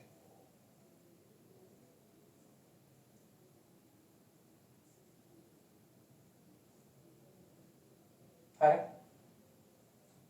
දැලිස් එන්තැල්පියට වඩා සජනන එන්තැල්පිය විශාල වේ යුතුය. හරි. right. okay. දැන් ටික පැහැදිලි. හරි. දැන් ඒක ඇල්ල හරි. දැන් තේරුණානේ. දැන් ඊට පස්සේ පුතේ ටික ඇල්ල පැහැදිලි. හරි. දැන් අපි ගමු මෙහෙම. දැන් මෙන්න මේක ගන්නකො සල්ෆේට්. දැන් සල්ෆේට් වල අපි දැන් ද්‍රාවණ එන්තැල්පිය කියන එක ගත්තොත් ඉන්නේ එහෙම. දැන් ද්‍රාවණ එන්තැල්පියෙන් පැහැදිලි කරන්නත් පුළුවන් මේක. මම ද්‍රාවණ එන්තැල්පිය පාවිච්චි කරලා පැහැදිලි කරොත් මෙන්න මෙහෙමයි වෙන්නේ. මේ පොදුවේ මේ සල්ෆේට් අපි MsO4 කියමු. එතකොට MsO4 කියමුකෝ මේක තමයි සොලිඩ් එක අවක්ෂේපය. ඒතර මේ අවක්ෂේපයේ පුතේ ද්‍රාවණයේ වෙනවා කියන මේකට ද්‍රාවණ එන්තැල්පිය. මම ලියන විදිය අන්තිම ශක්ති විද්‍යාව වීඩියෝ එකේදී කිව්වා. ද්‍රාවණ එන්තැල්පිය අපි ලියන්නේ MsO4 AQ කියලා. මේක අයන වලට කැඩෙන්නේ M2 + AQ SO42 - AQ. නොම තමයි අයන වලට කැඩෙන්නේ. මේකට අපි කියනවා delta H naught solution ද්‍රාවණ එන්තැල්පිය. delta H naught solution. හරි මේක ද්‍රාවණ එන්තැල්පිය. තර පුතේ මේක අයන වලට කැඩෙනවා. මේක මෙතන ලියාගමු gas. M2 + gas එකයි SO42 - gas එකයි කියලා ලියාගමු. හරි. තර මේ තියෙන්නේ දැලිස හැදෙන පැත්තට මම කිව්වා එදා. මේ දැලිස හැදෙනවා. මේ දැලිස හැදෙන පැත්තට. delta H naught L මාන්තිම ශක්ති විද්‍යාවේදී මේක පැහැදිලි කරනවා. හරි. මේ දෙන දැලිස හැදෙන පැත්තනේ. මේ පැත්ත සජනනය. මේකට වෙනම සජනන එන්තැල්පියක් තියෙනවා. මේකට වෙනම සජනන එන්තැල්පියක් තියෙනවා. delta H naught hydration මෙතන delta H naught hydration. හරි. එතකොට හේස් නියමයට අනුව දැන් ඔයාලා දන්නවා අපිට දැන් මෙතෙන්ට නම් ඉන්න ඕනේ මාර්ග දෙකක් තියෙනවා. එක මේ මාර්ගයෙන් ඉන්න පුළුවන්, එක මේ මාර්ගයෙන් ඉන්න පුළුවන්. එතකොට මේ මාර්ගයෙන් ගත්තොත්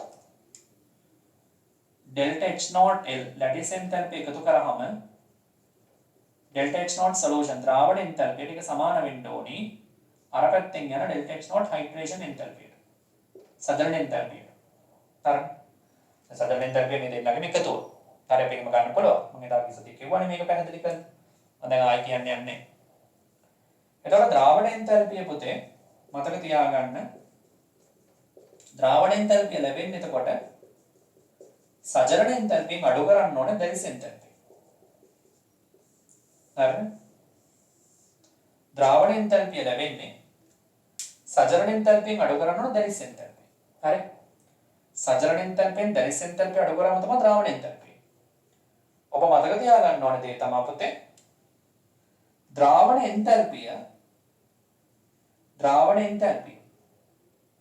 ලැබෙන අගය මත අපිට කියන්න පුළුවන් මේ මේ සංයෝගයේ වතර දිවෙනවද නැද්ද කියලා. හරි. මේ සංයෝගයේ වතර දිවෙනවද නැද්ද අපිට කියන්න පුළුවන්. දැන් මේ බලන්න හොඳට. සජරණ එන්තල්පිය කියන එක දැන් සජරණ එන්තල්පිය හැදෙන්නේ කොහොමද? දැන් මම සෝඩියම් ක්ලෝරයිඩ් වල පැහැදිලි කරා. ජල අණුවකුයි Na+ අතර අන්තර්ණක ආකර්ෂණ බලයක් හටගන්නවා. ඒතර බන්ධනයක් හැදෙනවා නම් තාපදායකයි. තාපදායකය කියන්නේ පොතේ මේ ඩෙල්ටා H හයිඩ්‍රේෂන් වලට එන්නේ හැම වෙලේම ඍණ උත්තරයක්.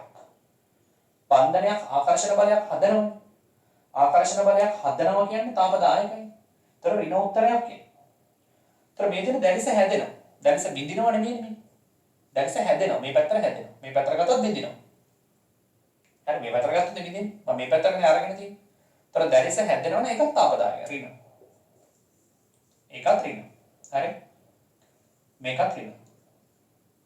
තාපදායක. හරි. දැන් තාප අවශෝෂකය කියන්නේ මොකක්ද? අපි ශක්තිය දෙන්න ඕනේ. අපි ශක්තිය දෙනවනේ තාප අවශෝෂකය කියන්නේ. ඒතර ධන වුණොත් කියන්නේ අපි ශක්තිය දෙන්න ඕනේ බිඳින්න. දැන් මෙතන නම් දැරිස බිඳින්නේ මෙයා ශක්තිය දුන්නොත්. නැත්නම් නිකන් බිඳින්නේ නැහැ. හරි? නිකන් බිඳින්නේ නැහැ. ශක්තිය දෙන්න ඕනේ. හරි? right. දැන් එතකොට දරුවෝ මෙන්න මෙතන වෙන්නේ මෙන්න මෙහෙම සිද්ධියක්.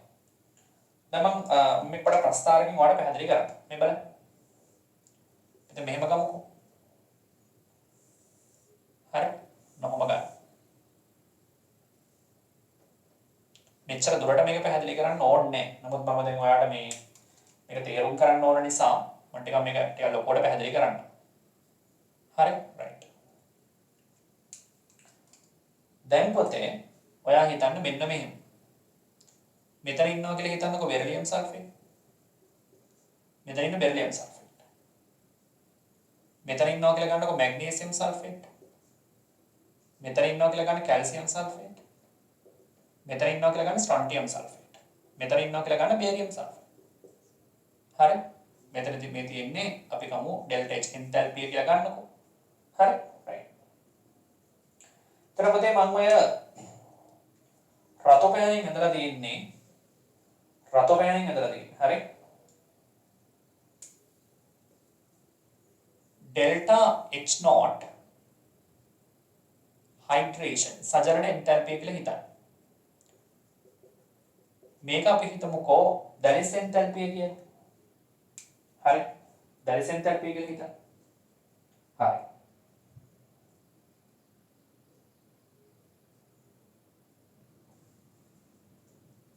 දැන් පොතේ මෙතන දැන් බෙරිලියම් සල්ෆේට් වලට ගියාම යාගේ දැරිස එන්තල්පිය සජරණ එන්තල්පියට වඩා අඩුයි. දැරිස එන්තල්පිය සජරණ එන්තල්පියට අඩුයි. දැන් දැරිස එන්තල්පිය සජරණ එන්තල්පියට අඩු නිසා දැන් දැරිස එන්තල්පිය ඍණ උත්තරයක් නේ. දැරිස එන්තල්පිය ඍණ උත්තරයක්. සජරණ එන්තල්පිය ඍණ උත්තරයක්. හරි? දැරිස එන්තල්පිය ඍණ උත්තර සජරණ එන්තල්පිය ඍණ උත්තරයක්. මේ දෙකම ඍණනේ. තර දැරිස එන්තල්පිය ඍණ සජරණ එන්තල්පිය ඍණ. හැබැයි දැන් මෙයාගේ සජරණ එන්තල්පිය වැඩි. ඒ කියන්නේ මෙයාගේ ඍණ වැඩි. ඍණ උත්තරේ වැඩි මෙයාගේ ඍණ උත්තරයට වඩා. ඒකනේ දැන් වෙලා තියෙන්නේ. දැන් සජරණ එන්තල්පිය කියන්නේ ඍණ උත්තරයක්. තාපදායකයි කියලා කිව්වනේ. දැරිස එන්තල්පිය කියන්නේ ඍණ උත්තරයක්. එයත් තාපදායකයි. එතකොට දැරිස එන්තල්පිය වල සජරණ එන්තල්පිය වැඩි දැන්. ඒ කියන්නේ ඍණ ලොකුයි මේ ඍණ ලොකු උත්තරය ලොකුයි ගොඩක්. මේ ඍණ උත්තරයට වඩා. ඒතර මෙතන ඍණ වුණොත් මේ ඍණයි මෙතන ඍණයි වැඩි වුණාම මෙතනින් එන්නේ ධන උත්තරයක්. දැන් මෙයා කොහොමද ඍණනේ? දැරිසෙන් තමයි දැරිස හැදෙන පැත්තට ඍණ. ඒතර මෙතනත් ඍණ නිසා ඍණයි ධන ඉන්නේ. හරි. මෙතනත් ඍණ. එතකොට දැන් මේ ඍණට වඩා මේ ඍණ ලොකුයි මේ. ඒතර මේ ඍණ ලොකුයි කියන්නේ මේ ඍණට වඩා මෙතන තියෙන ඍණ මේ ඍණ පොඩි නිසා මේ ඍණයි ධන උත්තරේ මේ ඍණ උත්තරේට වඩා චෝටි. හරි. එතකොට මේ ඍණ ලොකුයි මේ ධනට වඩා දැන්. මොකද මේ ඍණ පොඩි නිසා. එතකොට මෙතනින් මේ ඍණ එකයි මේ ධන එකයි සොලු කරාම ලැබෙන උත්තරේ ඍණ.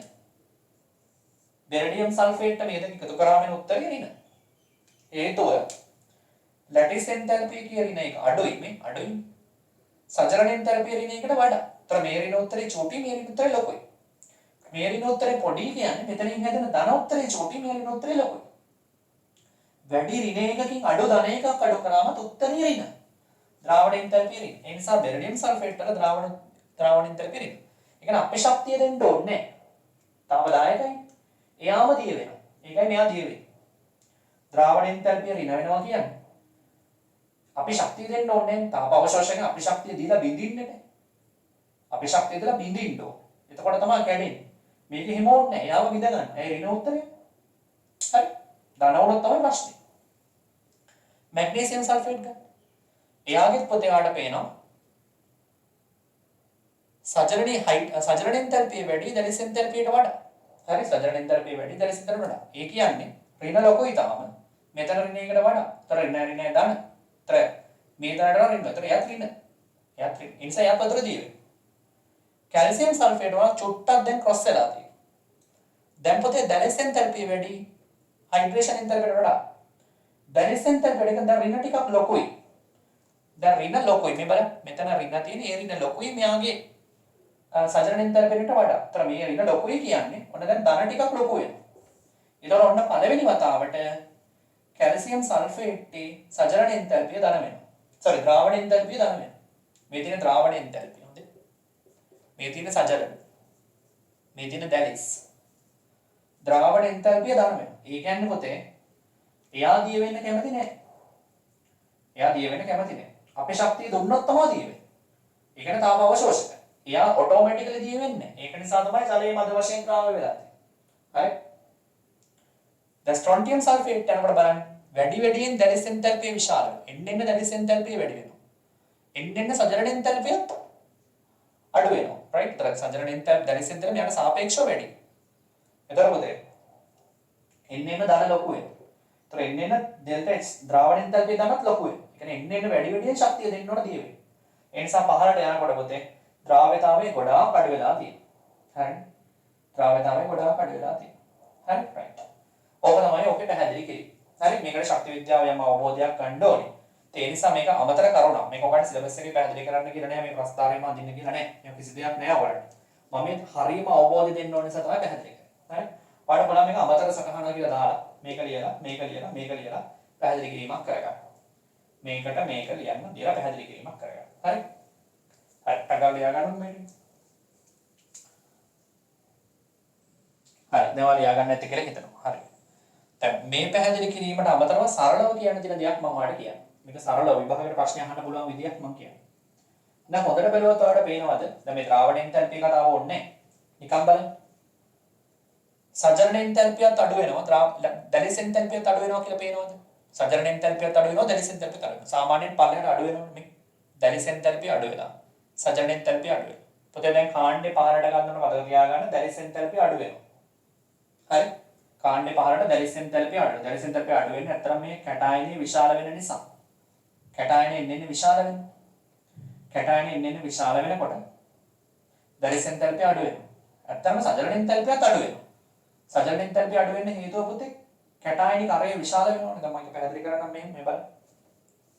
දැන් මෙච්චර ලොකු පැහැදිලි කිරීමකට යන්නේ නැතුවත් මට ඔක කියන්න පුළුවන් කියලා මම මේ කියන්නේ.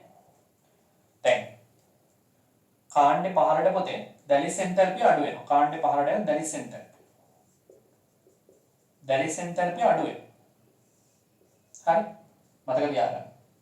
දැලිස් එන්තල්පිය අඩු වෙනවා. දැලිස් බිඳින්න පුළුවන් ලේසි වෙනවා ඉන්නේ. හරි?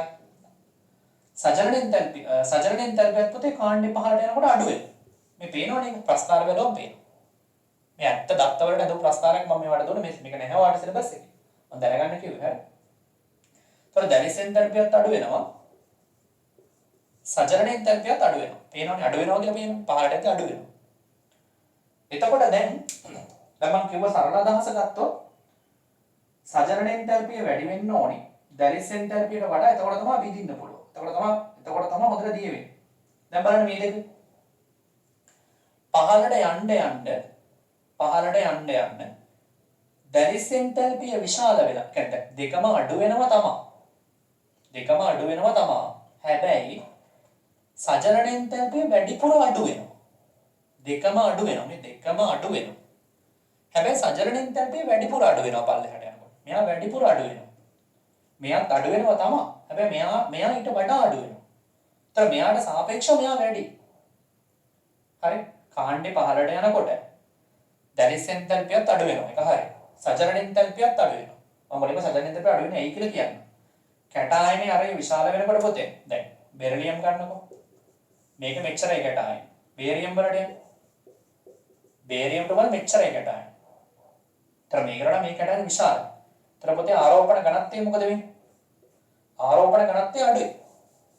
දැන් මෙතන 2 1 මේක හොඳට මෙන්න මේ චෝටි අයනයේ පුරාවට ව්‍යාප්ත වෙලා තියෙනවා. දැන් ඒ ටිකම මේකේ ගොඩාක් ඈතින් ව්‍යාප්ත වෙන්නේ. මොකද ඒ ප්‍රමාණයමනේ තියෙන්නේ 2 1. ඒතර ආරෝපණ ඝනත්වය අඩුයි. එතකොට හැදෙන ආකර්ෂණ බල ප්‍රබලතාවයත් අඩුයි. එතකොට පිටවන තාපයත් අඩුයි. ඒකයි වෙලා තියෙන්නේ. කැටායනේ අරය විශාල වෙන සජනන තාපය අඩු වෙනවා. ඒක අඩු වෙන හේතුව මම මේ කිව්වේ. කැටායනේ අරය විශාල වෙනකොට අර මේ තියෙන 2 එකේ charge එක ආරෝපණ ඝනත්වය කියලා කියන්නේ. ඒ ආරෝපණ ඝනත්වය මේක දැන් හොඳට ව්‍යාප්ත වෙලා තියෙනවා.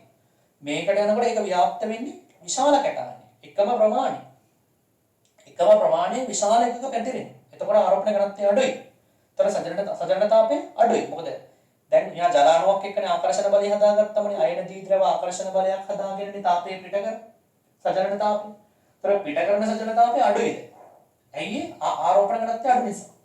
මෙයාගේ ආරෝපණ ඝනත්වය වැඩි. ඒතර පිට කරන සජනන තාපය වැඩි. හරි. එතකොට දැන් ඒකයි මේ සජනන තාපය අඩු වෙන්නේ. සජනන තාපය අඩු වෙන්නේ ඒක. හරි. ඒ වගේම තමයි කැටායනේ පහළට යනකොට කැටායනේ විශාල වෙනවා. හරි. කැටායනේ විශාල වෙනවා. දැලිස් එන්තල්පිය අඩු වෙනවා. මොකද දැලිස් එන්තල්පිය රඳා පවතින්නේ මෙන්න මේ සමීකරණය මත. ඔයාලට මේක මම ඉස්සරහට ශක්ති විද්‍යාවේදී උගන්වනවා දැලිස් එන්තල්පිය රඳා පවතින්නේ මොන සාධක මතද කියලා. දැනට මෙහෙම මතක තියාගන්න. මේ තියෙන දැලිස් ශක්තිය. දැලිස් ශක්තිය ආරෝපණයේ බෙදීම අරය කියලා දැනට ගන්න. අර වර්ගය ඕනෙත් නැහැ. අරය කියලා ගන්නකො. අරය වැඩි වෙනකොට දැලිස් ශක්තිය අඩු වෙනවා. හරි. මේ සමීකරණ ඉස්සරහට පැහැදිලි කරනවා. මේ ගණන් හදන්න ඔයාලට නෑ. දැනගන්න දැනට. දැලිස දොරවලයි අරය වැඩි වෙනකොට. එතකොට කාණ්ඩේ පහළට යනකොට කැටායනේ විශාල වෙනවා කියන අරය වැඩි වෙනවා. එතකොට දැලිස දුර්වල වෙනවා. ඒක නිසා මේ දැලිස් ශක්තියත් අඩු වෙලා සජනන තාපයත් අඩු වෙලා දැලිස් ශක්තියත් අඩු වෙලා තියෙනවා. දෙකම අඩු වෙනවා. කිසි ප්‍රශ්නයක් නැහැ. හැබැයි දැලිස් ශක්තිය අඩු වීමට වඩා සජනන තාපය දැලිස් එන්තල්පිය අඩු වීමට වඩා දැන් තව ශක්තිය කියන්නම්කො. දැලිස් ශක්තිය අඩු වීමට වඩා සජනන ශක්තිය අඩු වීම වැඩිපුර සිද්ධ වෙලා තියෙනවා මෙතන. දැලිස් ශක්තියත් අඩු වෙනවා, සජනන ශක්තියත් අඩු වෙනවා. සජනන ශක්තිය වැඩිපුර අඩු වෙලා දැලිස් ශක්තියට වඩා මෙයා වැඩිපුර අඩු වෙලා මෙයාත් අඩු වෙනවා තමයි. මෙයා වැඩිපුර අඩු වෙනවා. ඒතර මෙයා වැඩිපුර අඩු වෙනකොට මෙයා ටිකක් වැඩිනේ මෙයාට සාපේක්ෂව. මෙයාට දෙන්නම අඩු වුණාට මෙයා ගොඩක් අඩුයිනේ. ඒ නිසා දැලිස් එන්තල්පිය එන්න ප්‍රබල වෙනවා පහළට යනකොට. අඩු වෙනවා වුණත් සජනන එන්තල්පියට සාපේක්ෂව ප්‍රබල වෙනවා. එතකොට මෙතනින් පිටවෙන තාපය ප්‍රමාණවත් වෙන්නේ නැහැ මේ දැලිස බිඳින්. මෙතනින් ලැබෙන තාපය ප්‍රමාණවත් නැහැ දැලිස බිඳින්. බේරියම් සල්ෆේට් ගාවට එනවා. ඒ නිසා දිය වෙන්නේ නැහැ. එච්චර. පැහැදිලි? දැන් මෙතෙන්ට බලන්න. මෙතෙන්ට එනකොට දැන් ඒකම අනිත් පැත්තට ගිහින් කොහොමද? කාණ්ඩේ පහළට දැලිස් ශක්තිය අඩු වෙනවා. ඇයි? කැටායනේ අරේ විශාල වෙනවා. ඇනායනේ වෙනස් වෙන්නේ නැහැ. කැටායනේ අරේ විශාල නම් දැලිස් ශක්තිය අඩු. දැලිස් ශක්තිය අඩු වෙනවා. ඒක හරි. කාණ්ඩේ පහළට සජනන තාපයත් මොකද වෙන්නේ? කාණ්ඩේ පහළට සජනන තාපයත් අඩු වෙනවා. ඇයි? ආරෝපණ ඝනත්වය අඩු වෙනවා. අරේ විශාල වෙනවා. හැබැයි මෙතන වෙන්නේ මේ ප්‍රස්ථාරය නෙමෙයි. හරි. මෙතන මේ ප්‍රස්ථාරය නෙමෙයි. මෙතන වෙන්නේ මෙහා ලැටිස්. මෙහා හයිඩ්‍රේෂන්. මේකේ කාණ්ඩේ පහළට යනකොට දැලිස් එන්තල්පියත් අඩු වෙනවා තමයි. සජනන එන්තල්පියත් අඩු වෙනවා තමයි. හැබැයි මේකේ පහළට යනකොට වැඩිපුර දැලිස් ශක්තිය අඩු වෙනවා. සජනන එන්තල්පියට වඩා මේ දැලිස් ශක්තිය වැඩිපුර අඩු වෙනවා සජනන එන්තල්පියට වඩා. ඒ කියන්නේ දැලිස් එන්තල්පිය එන්නේ චූටි සජනන තාපය ටික ටික වැඩි. සජනන තාපය ටික ටික වැඩි වෙනකොට වැඩි සජනන තාපයකින් දැලිස ටක් ගාලා බිඳිනවා. වැඩි සජනන තාපයකින් ටක් ගාලා දැලිස බිඳිනවා. බිඳලා හොඳට දිය කරන්න. හරි. ඒතර මේකේ දෙන මේ ප්‍රස්ථාරයේදී මේ දෙක මාරු වෙන්න ඕනේ. ලැටිස් එක උඩට හයිඩ්‍රේෂන් යනවා. සල්ෆේට් වෙනකොට හයිඩ්‍රේෂන් උඩට ලැටිස් යනවා. ඔච්චරයි. ඔන්න ඔය හේතුව නිසා තමයි හයිඩ්‍රොක්සයිඩ් වල කාණ්ඩේ පහළට යනකොට ජල ද්‍රාව්‍යතාවය වැඩි වෙන්නේ. සල්ෆේට් වල කාණ්ඩේ පහළට යනකොට ජල ද්‍රාව්‍යතාවය අඩු වෙනවා. පැහැදිලි? right. මෙන්න ලියන්න තව ලකුණක් දාලා අර අවශ්‍ය දේවල් තිබුණාට ලියාගත්තට කමක් නැහැ නේද? තව ලකුණක් දාලා මෙන්න. කාණ්ඩේ පහළට යන විට දැරිස් එන්තැල්පිය මෙන්ම සජලන එන්තැල්පියද අඩු වේ. කාණ්ඩේ පහළට යන විට දැරිස් එන්තැල්පිය මෙන්ම සජලන එන්තැල්පියද අඩු වේ. නමුත් සල්ෆේට වලදී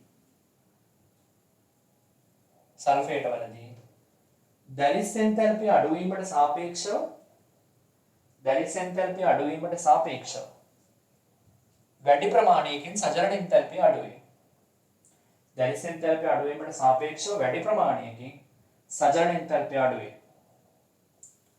එබැවින් කාණ්ඩයේ පහළට ද්‍රාව්‍යතාවය අඩු වේ. right. දැන් යන හයිඩ්‍රොක්සයිඩ් වලට මේව ලියන්න. හයිඩ්‍රොක්සයිඩ් වලදී කාණ්ඩයේ පහළට යාමේදී දැරිස් එන්තැල්පිය සජලන එන්තැල්පිය දෙකම අඩු වේ.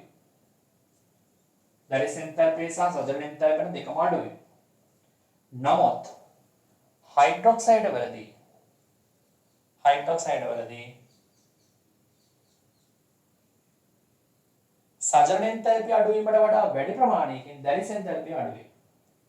සජලන එන්තැල්පිය අඩු වීමට වඩා වැඩි ප්‍රමාණයකින් දැරිස් එන්තැල්පිය අඩු වේ.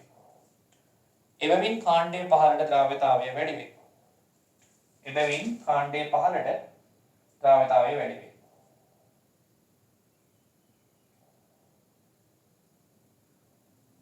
හරි. right. හරිනේ. හරි. එතකොට ඇයි කාණ්ඩයේ පහළට සජලන එන්තැල්පිය වැඩි වෙන්නේ කියලා තේරුම් ගන්න. කාණ්ඩයේ පහළට කැටායනික අරය විශාල වෙනවා. ආරෝපණ ඝනත්වය අඩු වෙනවා. එතකොට ජලය සමග සාදන අයන දීද්‍රව ආකර්ෂණ බලයේ ප්‍රබලතාවය අඩු වෙනවා. පිටකරන තාපය අඩු වෙනවා. ඒ කියන්නේ සජලන තාපය අඩු වෙනවා. අය කියනවා සජලන තාපය කාණ්ඩයේ පහළට අඩු වෙනවා. කැටායනික අරය විශාල වෙනකොට ආරෝපණ ඝනත්වය අඩු වෙනවා. මොකද ලොකු අරයක පැතිරෙන්න උන අර ආරෝපණ ප්‍රමාණය. මේකෙදි පොඩි එක්කෙනෙක්ගේ පැතිරෙනට ආරෝපණ ඝනත්වය වැඩි.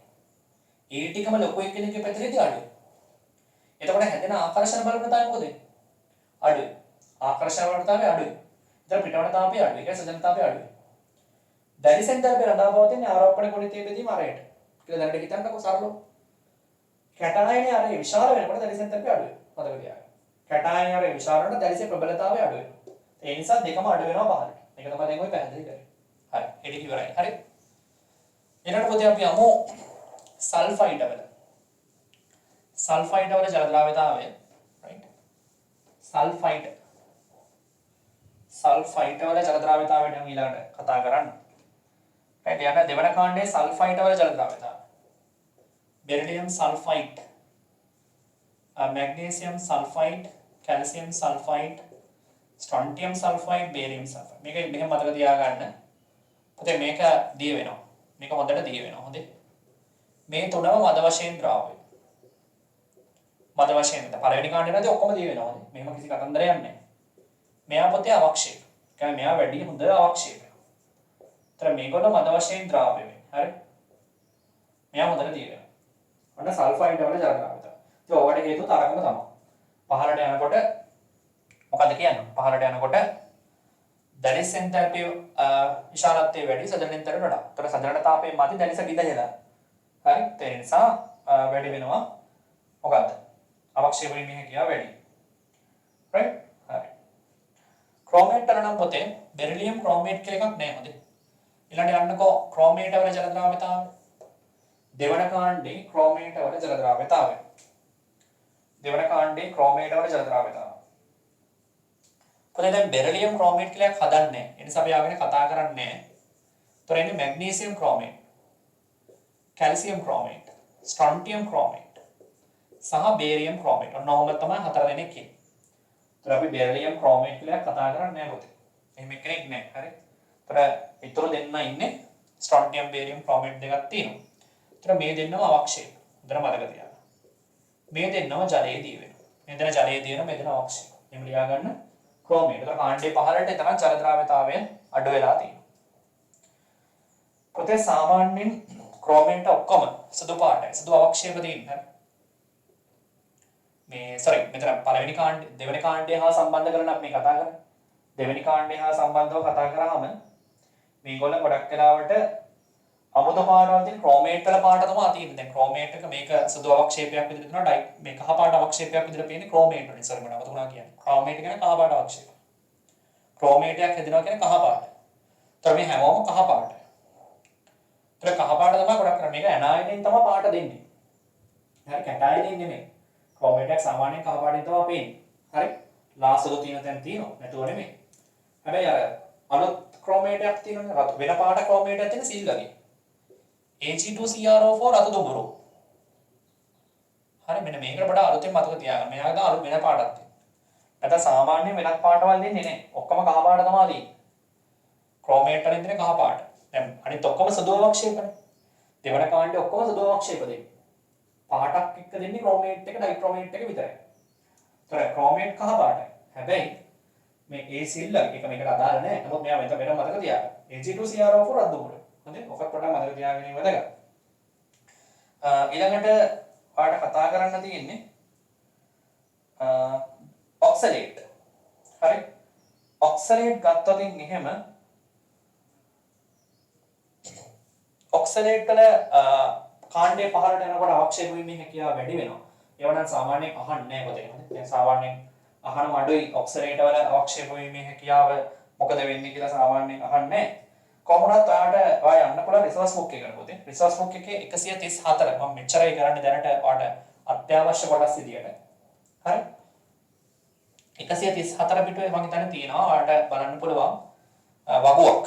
හරි වගුවේ රිසෝස් බුක් එකේ පැහැදිලි කරලා තියෙනවා අපි දැන් ඔය කතා කරපුව අවක්ෂේපණයෙන් හැකියාව සම්බන්ධ. කොහොමද අවක්ෂේප වෙන්නේ කොහොමද අවක්ෂේප වෙන්නේ නැත්තේ කියලා. ඔන්න ওই ටික තමයි ජල ද්‍රාව්‍යතාවයේ සම්බන්ධයෙන් එස්කොලු යටතේ ඔයාලට ඉගෙන ගන්න තියෙන්නේ. ඒතර මේ වෙද්දී එස්කොලු යටතේ තියෙන 99ක් කරුණු අවසන්. හරි එස්කොලුවට අදාළව මෙම් වීඩියෝ එකෙන් 99කට අදාළ කරුණු ටික අවසන් කරලා තියෙනවා. ඒතර මේ වීඩියෝ කතා කරන්නේ ජල ද්‍රාව්‍යතාවය ගැන. මේ වීඩියෝ එක බලන්න කලින් ඔයා ශක්ති විද්‍යාව ඔයාලට අප්ලෝඩ් කරපු වීඩියෝ එක බලන්න. ඒකේ තියෙනවා සම්මත දැරිස් එන්තල්පිය, සජරණ එන්තල්පිය සහ ද්‍රාවණ එන්තල්පිය හේස්ටීමේට සම්බන්ධ කරන්නේ කොහොමද කියලා. හරි?